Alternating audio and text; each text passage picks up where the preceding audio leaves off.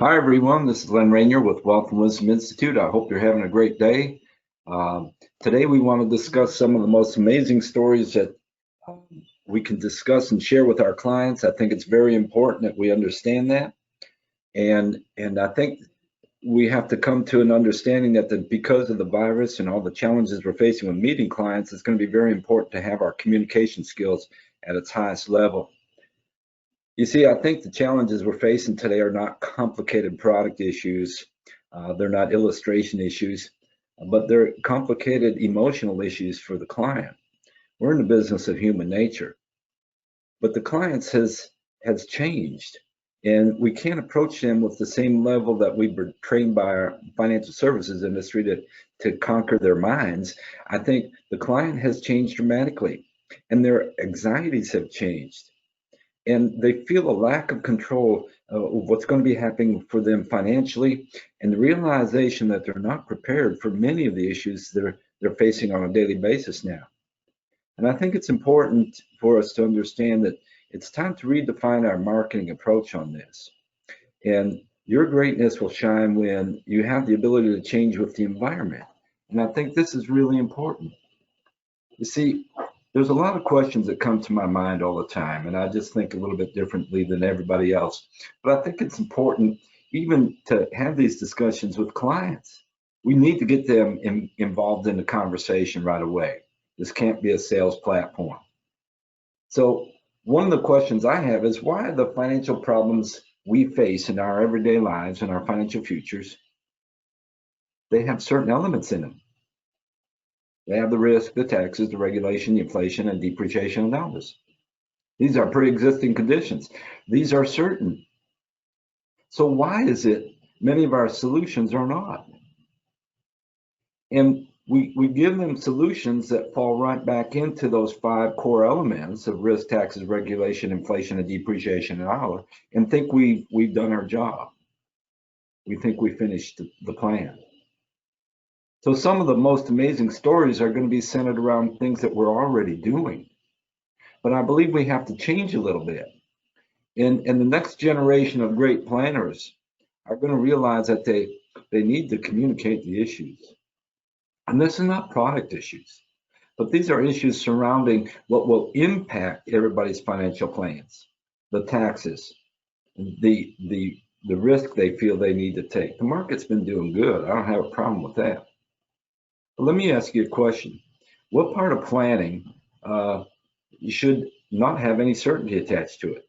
And ask your clients this. If we were able to plan today, what would you call a plan that had no certainty attached to it, Mr. and Mrs. Client? You see, I think we have to understand and communicate the issues to them today. We have to understand that the election is going to change a lot of elements, and the debt in our country is going to continue to rise. In fact, the estimates in our country, debt, right now we're sitting at about $26 trillion. The 4-year projection by the government is going from $26 trillion to $45 trillion in 4 years. How are we going to handle these challenges? And then the other element that we have to really talk about are qualified plans and how we're involving ourselves in planning for the financial future.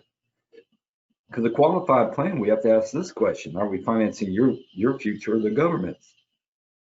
Are we simply deferring the taxes to a later date when taxes will be higher? These are great questions, and we train these, and you can find qualified plans on the software and the discussions we have with the clients. And ask the clients the important questions, because you'll be amazed that their ideas have changed when you give them more information. Yes, taxes will have to be higher in the future, and we will have to face that as they come along. But I'm worried about not necessarily my generation, but for my children and grandchildren.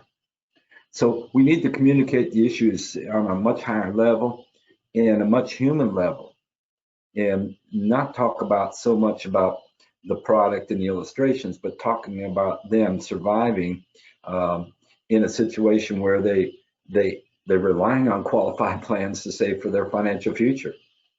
There's two things that are going to affect that qualified plan. Number one, we worry about rates of return impacting that qualified plan in the future. Well, rates of return aren't necessarily the major problem.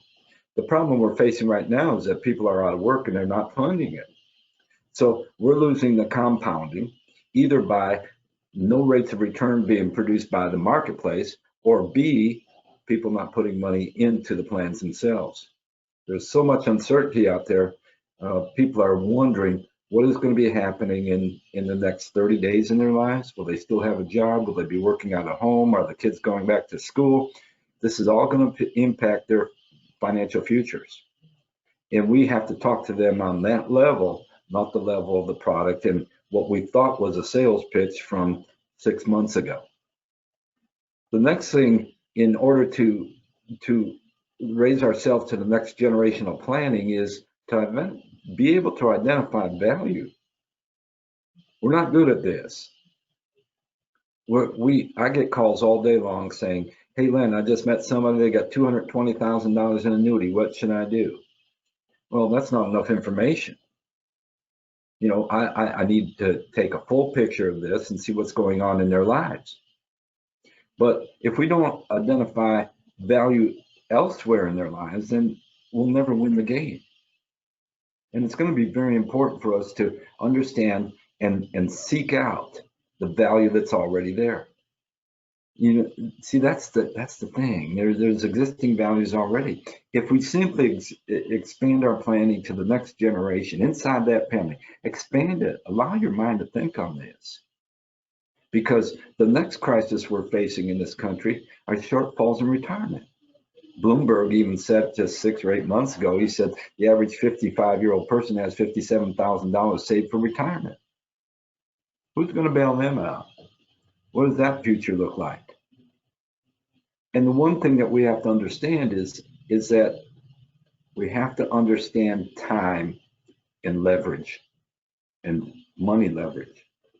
This is the next generational planning issue that we need to discover, because it's not all about money leverage, it's about time leverage. And there's a conflict here in our industry, because our industry is very interested in money under management, and their profit center is based around them holding the money for the longest period of time, them holding the client's money for the longest period of time, and achieves the company goals, and everybody's happy and they make the profits.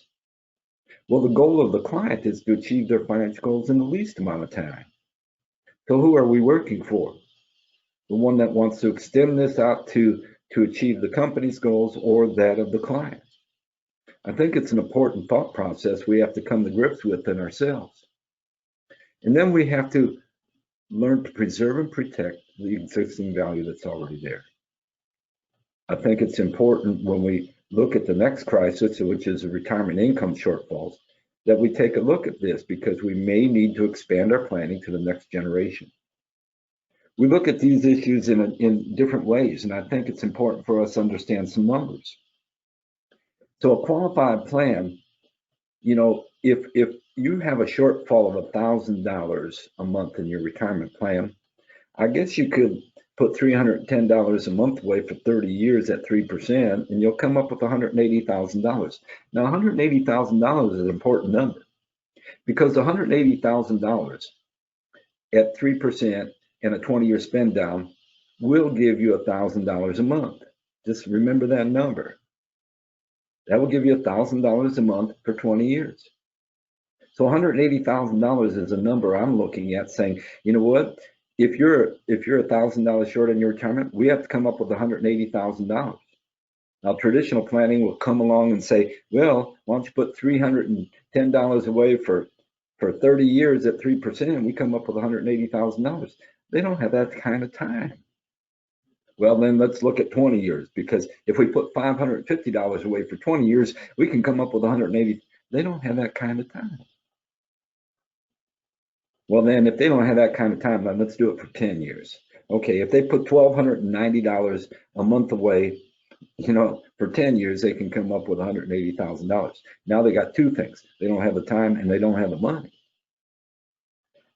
What if we were be able to get that number without the element of time. And this is where it becomes very important to have the conversation about the family. You know, it doesn't take any time to see if value is already in that second generation, because an inheritance is future income. And if we're not paying attention to this and we're just leaving it to fall by the wayside, the value that a 65-year-old person has might be significant, but we're exposing it to, problems in health and everything else, but we're not ensuring the value that's already there right now. And if we did that and ensured the value that was there already right now, then the family would own a number. And that's the number on the life insurance contract. They own the number. It's not by chance. It's not in the marketplace. It's not $350 a month. It's not $1,290 a month. They own the number at the cost of the premium. Now, if we look at a 10-year situation, the internal rate of return on that is fairly good, very good. If life expectancy, and we insure the oldest member of the family is 65, the rate of return is very good, but they own the number. And that number is unique because it's in layers. If you're $2,000 short, then we need $360,000 to offset this for retirement. The unique part of this is they own the number, and in the event of the death inside the family, it's tax-free. But it also gives them time. If they own the number, they might be able to take the money they have saved, what little there is, and start to utilize that, knowing that they have a number coming to them in the future. And it gives them the permission slip to live the life that they feel they can afford at retirement, knowing that they have another number coming in the future. You see, some of the problems we're facing in our lives are for certain, but many of the solutions are not. And what we're discovering once again are the problems are compounding much faster than the solutions themselves. So I think we have to look at the way we approach things, because when we talk about investing and things like that, investing involves the unfortunate confiscation of much of our time. And if we sit down with somebody now and say, look, we can achieve this number without the element of time, you own the number, and go through the process. The rich have done this forever. And that by assuring their financial future and the value that's already there, it gives them the permission slip to start businesses, to invest in the marketplace, to do other things in life, because they've ushered and insured their financial future. So we need to preserve and protect the values that are already there. And then we have to have a serious discussion in our industry about ownership, because we're not doing a good job here. Well, you must understand that in a nursing home for Medicare, Medicaid, that life insurance values are not exempt. Annuities are not exempt. Retirement accounts are not exempt. Are we finishing the planning? And in many cases, the answer is no. So we've developed the letters to approach the client on saying this: you've done a wonderful job in your plan, and it shows your commitment to your spouse and to your family. But we need to have one more discussion. And this isn't about a product. This is about preserving the financial integrity of your family and bringing thought and innovation to your financial future. I think we owe that to our clients. And in fact, I think that's a main approach to use on a client. And we have to ask them the important questions.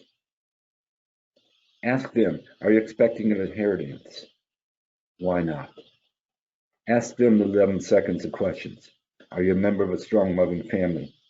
Are your parents or your children alive?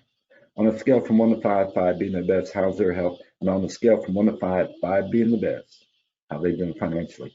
That 11 seconds will change their lives, and it will change your career. The average size case that we're doing generational planning is is not insignificant. It's right around $15,000 of commissions.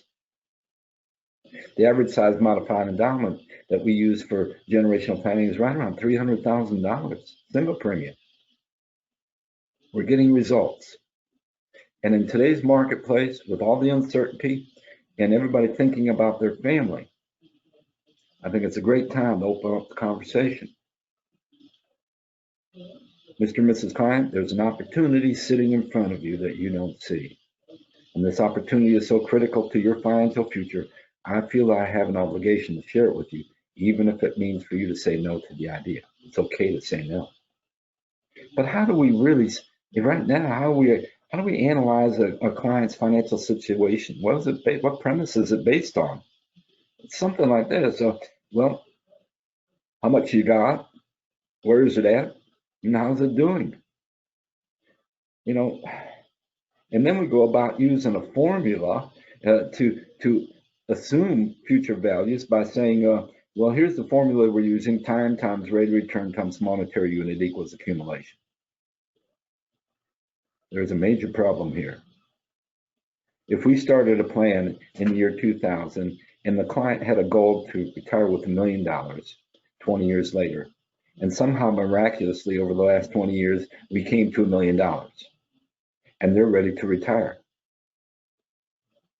But what we realize, excuse me, in that is that we can't spend accumulation. We can only spend buying power, and that $1 million has lost 31% of its buying power in the last 20 years. So the client doesn't end up with $1 million of buying power. They got $1 million of accumulation, but they have $690,000 of buying power. Now the problem is compounded even further when they have to pay the taxes on that $1 million with $690,000 of buying power, reducing the buying power once again down to $540,000. So this 20-year plan that we put together and we were so successful at achieving, $1 million ends up having a buying power of $540,000 for the client. How do we bridge the gap? How do we fix this? How do we even discuss it without the element of time? I think at this point, we need to create numbers without the element of time. We need to create the inheritances. We need to preserve the financial value that's already there. We don't have to do it $1 at a time. The value is already there. I have value in my life. I let my children invest in it and preserve the value that's there right now, not 20 years from now when I'm in the home. It's their premium, not mine. It's their money. It's their future incomes. It's their number. It's outside my estate. They own it. And now they can use it as leverage for other things in their lives. Ownership is everything. According to the federal government under Medicare, Medicaid, you're allowed to keep, in the event of a nursing home stay, $1,500 of death benefit. In the state of Michigan, we're allowed to keep $123,000 a house and a car. So if you had $500,000 in your retirement program, is that exempt? Just $123,000 of it. Is an annuity exempt? No. Ownership is everything. We can preserve these values if you do the right thing. But see, we continue to use the math premise. And what we don't realize is that in a very short period of time, the accumulated dollars that we worked our entire careers with, and we spent all of the clients' time accumulating money for them, is not buying power. So we have to ask them really important questions about the way we're defining financial planning. What's the process for correcting these issues? Are we going up to the client saying, no matter what I show you today, and no matter what the number looks at the end of the day here, we have to deduct 31% of buying power from it? Are we having that conversation? You see, there's very few products and plans that overcome that challenge. And the problem is compounded for the client because the industry is fragmented. We got specialists in annuities and retirement plans and investments and life insurance and college planning, get out of debt, all this stuff. But none of them finish the plan. Whether we finish the plan through estate planning, through trust, or ownership by the family itself to preserve these values, then we can have that discussion about finishing the plan. See, we continue to use a process that doesn't reflect the problems in the formula.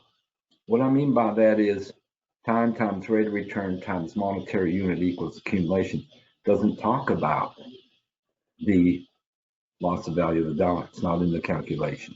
It doesn't talk about increased taxes in the future.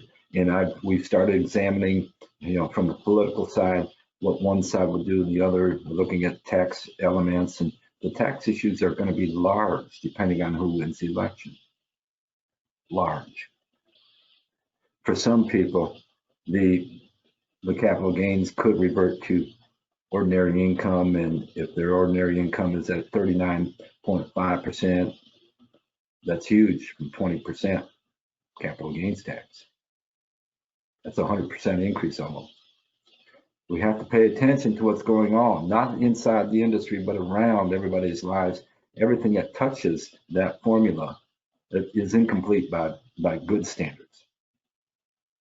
So I think we owe it to ourselves and to our clients to say, you know what, the math that we use in our conversations with the client doesn't control the future. The future is going to control the value of that math. So the numbers we're selling aren't real numbers 20 years from now. So I think it's important to learn to ask your client some very important questions. You own a number. Is it yours?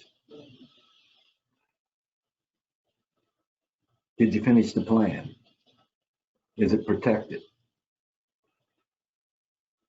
And the big question is, if we go about this the traditional way, do you have enough time? Do you have 30 years? Do you have 20 years?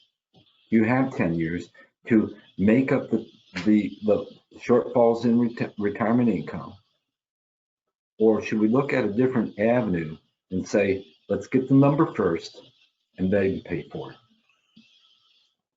You'll find this a very interesting conversation going down the road. And you'll be able to utilize this in different aspects of your practice. In fact, when we look at the value of the dollar in the future and time is your most precious asset, not the rate of return. I was having lunch with a few dentists. One of them was my nephew. We were just having a burger and a beer, and we're talking. I said, they were all 35, 37, 38 years old. And I said, why did you become a dentist? Well, then we like what we do. We make really good money, and we like to retire with $1 million or $2 million bucks. And this gives us the opportunity to do that. I said, all right, let's talk about reaching your goals, because you're going to spend the next 25 to 30 years paying taxes, paying overhead, paying rent, paying liability, paying all that money out, and still trying to achieve that goal of $1 million to $2 million. Or instead of 30 years from now, what if in the next 30 minutes we can have a discussion about preserving the financial integrity of your family and get you that number now, and then you pay for it. That's the way I bought my house. I picked out the house I wanted and then paid for it. That's the way I buy my cars. Picked out the car I wanted and then paid for it. Why aren't we picking out our retirement number and then paying for it? These are all amazing stories. The qualified plan has been the center point of planning for the last 30 years. There are some success stories, and there are some really tragic stories, just depending on the amount of time and when you took it out, and all of these other issues that you don't control. So we want to have a series of conversations with you about qualified plans, about the most amazing stories ever told, and about the numbers. We want to talk about the economic trends and shifts that will be impacting your lives and impacting results that aren't in the formula. We want to discuss with you the transfers of wealth, because here is where we can find the most amount of money. The thing that's going to disturb your retirement the most is the value of the dollar, inflation, the cost of living. And the rate of returns aren't going to keep pace with this for one specific reason. In the year 2000, according to the Federal Reserve Bank of St. Louis, we had $561 billion in circulation. Fast forward to today, we got $3.5 trillion in circulation. Did values go up, or did we just print more money? And then they adjusted the way they measure the cost of living. And they changed the rules on that. And they say inflation is very limited. And that's not true, because they just don't count it anymore. They don't count energy. They don't count the cost of food. They don't count taxes. So what's left after those three? That's the money you put into the marketplace, maybe, and then run up against risk, taxes, regulation, inflation, and depreciation of the dollar all over again. If we can stop the cycle, if any of you listening today, I did this in front of, I was a keynote speaker at an investment company just March before the virus hit. And they had 250 of their best producers in the United States in that room. And my opening statement was, how many of you are expecting $1 million inheritance in the next 10 years? And one person raised his hand. And I hesitated a little bit, gave him that space to think. And I said, why aren't the rest of you? Because surely there's value out there that's there now that will disappear if we don't insure it. We're putting it at risk. And we don't have to put $1 in the marketplace and hope that it goes up, because the value is already there. We're going to talk about transfers. We're going to talk about vision and the way we perceive things, the rates of return. Rates of return are minute compared to the cost of living and the taxation. I mean, the rates of return aren't favorable for that type of planning. We have to avoid the taxation at all, if it's at all possible. And if we can own a number in the future that's a good number, and avoid the 5 core elements, and that's what we should be doing. And we have to have the conversation about eliminating some of these losing financial strategies. We created 20 white paper ELFs to share with your client. You're not going to use all 20. You're going to use 3 or 4 of them as a member of the Institute. We're going to help you. We're going to analyze your business and see what type of marketing will help you have these type of conversations. And then we want to have a discussion about how money actually works in their lives, because that's a discussion they have no idea. But we have to change our communication element. We have to change the words. You know, if I walk up to somebody at a function today and say, hi, my name's Leonard Renier and I'm a financial planner, they have mentally left the room. It's not because they don't like me. It's because they just don't want to share with a stranger how little they know about their own personal lives. We have to overcome that in our language. Mr. and Mrs. Klein, I need to congratulate you for what you've done in the past. You made the best decisions you could with the information that you had at that time. And if I share more information with you, current information, that will impact that, I think it will give you an opportunity to review and rethink some of the decisions you made in the past. Would you agree? Our words are very important. They're more important than the rates of return. They're more important than the history of the company and the product. We're relying on the wrong things. The characteristics of greatness are inside you, not outside you. The challenges that we're facing aren't on the illustration, it's our communication element with the client. As I said in the very beginning, these are emotional times, these are emotional issues. And the client has some anxieties. They're feeling for the first time the lack of control they have in their lives and the realization that they're not prepared for the future.